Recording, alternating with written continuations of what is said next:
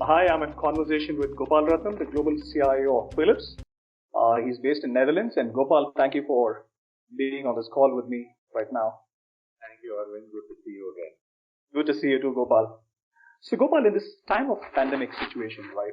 So, lives of people across the world, businesses across sectors across the world are severely disrupted. What do you believe is the role of digital technology today in enabling business continuity? What are some of the major considerations today when it comes to enabling digital in today's world? For essentially a good part of the last decade, organizations have been trying to figure out, how to work remotely, how to enable work from home, and so on. While in some industries there might be some regulatory dimension which prevents you from doing that. For example, you may not be able to connect directly to customer servers directly from home. But for most industries, particularly the IT-enabled industries, work from home has been around for quite some time. Big challenge associated with working from home is whether you have the right infrastructure in order to make connectivity pervasive and of good quality. The right broadband connection, enough bandwidth to support voice and video, at the same time allowing for data transfer, etc., etc.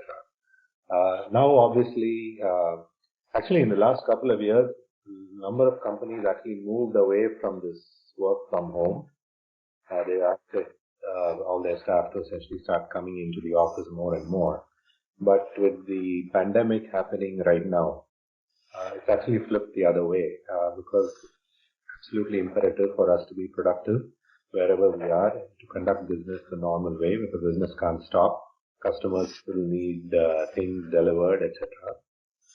Therefore, it's really asked us to focus and double down on infrastructure. Having the ability to enable collaboration services like what you and I are doing, video capabilities, and therefore looking at VPN capacity to make sure that it allows for so many thousands of concurrent users, etc. So it's really forced us to connect with service providers, internet service providers, as well as people who produce collaboration enterprise software. And frankly, those are the technologies that have enabled productivity of companies and individuals around the world right now. And those technologies are now therefore here to stay. And frankly, they work very well. Brilliant. So, see, obviously you are a business which has actually got focus across multiple sectors today. And there are so many other companies which has focus across multiple sectors. We know for sure that some of these sectors will actually bounce back with time, but many of them are seriously going to be taking a beating for a much longer duration.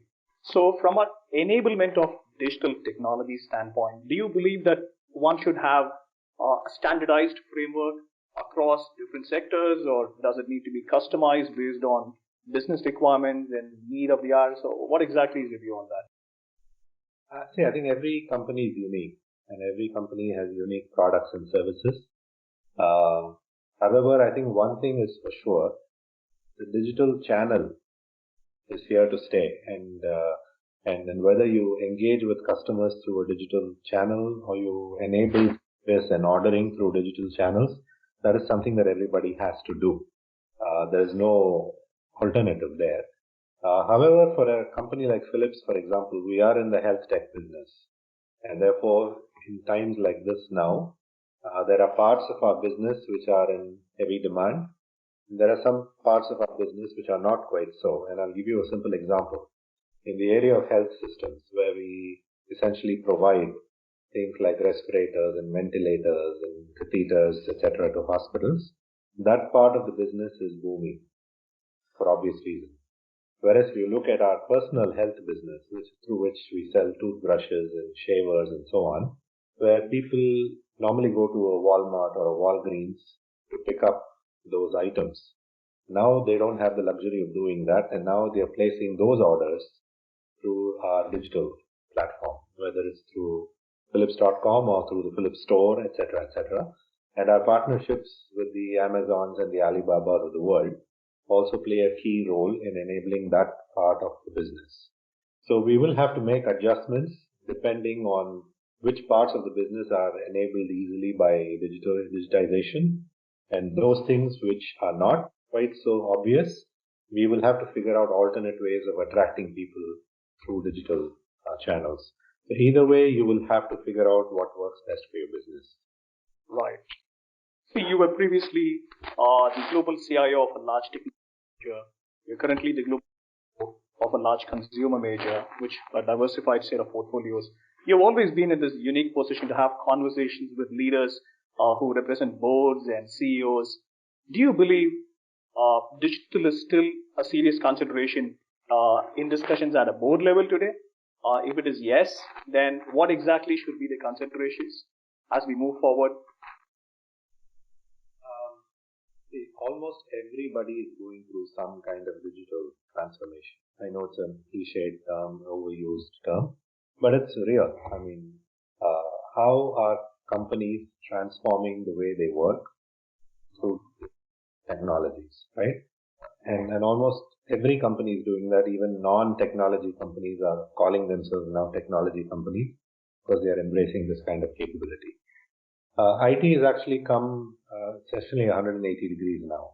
A few years ago, there was a lot of conversation whether the CIO and the CIO's organization are going to be relevant in the future. That has completely flipped now to the point that the CIO is essentially at the center of the digital transformation of any organization. And the fact that digitization and IT topics have made it to the boardroom, where IT is viewed as a strategic differentiator, not just an enabler of the business. It is a strategic differentiator. And so that recognition is pervasive, and therefore what it has allowed us to do is for the CIO and the IT organizations to start making decisions on behalf of large organizations and corporations to determine their future.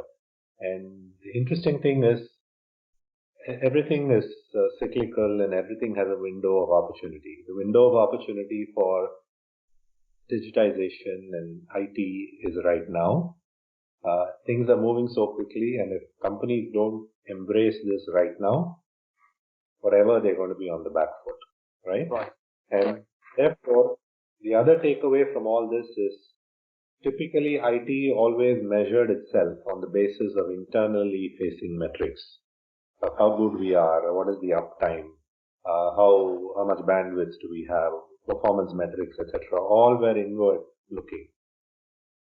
Now this kind of a paradigm shift is forcing IT organizations and the CIO to measure achievement and performance using business metrics or customer metrics.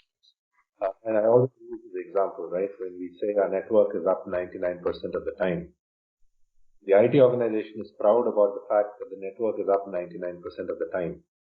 But the business actually focuses on the 1% of the time when the network is down, because they them from placing orders and having interactions with customers.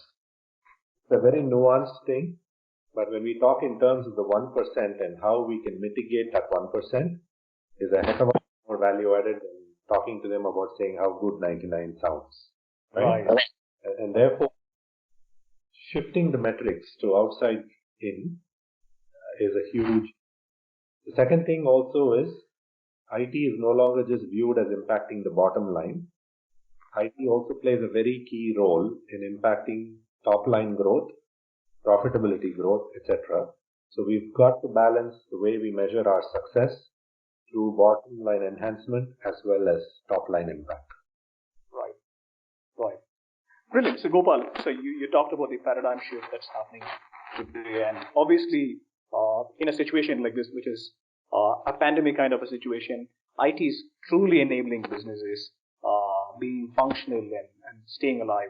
We're seeing the emergence of a lot of new technologies actually being put to use. How much of this do you believe will continue to be implemented and we will continue to leverage even after we come out of this situation? Or do you believe there are some parts of the business that we'll actually bounce back and go back to the way it always was in the past? Yeah, I think technology continues to evolve, and for the last 4 or 5 years, the key technologies that everyone talks about are essentially security, data, cloud, automation, Internet of Things, etc.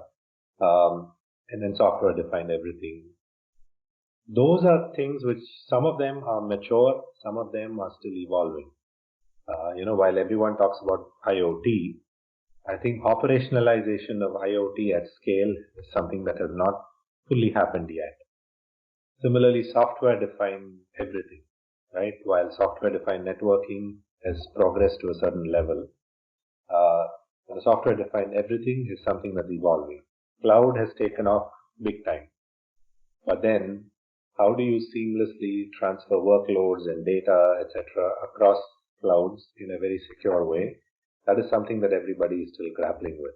So for the next couple of years, those technologies will still have to mature for them to be ubiquitous, to be scale and delivering value to everybody. But I think this kind of for a pandemic that's happened has also brought some other things into view. I mean, we talked earlier about the whole work from home and the use of collaboration technologies. That will obviously take off. Pretty much all the collaboration vendors are doing very well right now. And I think that will continue. But interestingly, one thing that is going to, in my view, take off is this whole notion of what I call contactless interactions. We're not going to be able to shake hands and hug people and do high fives for a period of time. And frankly, even in our smartphones, we are used to touch, right? So maybe things will move away from this touch part of it, and a lot of facial, gesture, voice kind of recognition, those types of technologies will come into play. Already we've got the bots which are voice enabled. Maybe robotics picks up. Obviously telemedicine is here to stay now. Maybe tele-robotics, tele-surgery, etc. Those are things that really didn't take off earlier, but because of the situation that we have right now, the use of artificial intelligence and the use of artificial intelligence enabled recognition channels will probably take off. The other thing I think which will also become significant is how do you use IoT in order to gather data and monitor data and then almost have autonomous governance where event-based architecture essentially will start driving decision making. So I think those types of things will pick up in the next 12 to 18 months for sure. Fantastic, Gopal. And thank you for sharing some very insightful thoughts. Gopal, it was a pleasure having you in this conversation. Thank you for your time and stay safe. I'll look forward to meeting you sometime when you visit Bangalore and maybe have a real cup of coffee face to face. Thank you, Arvind. Thanks for the time and stay safe and healthy. I know the whole world has gone to pieces, but this too shall pass.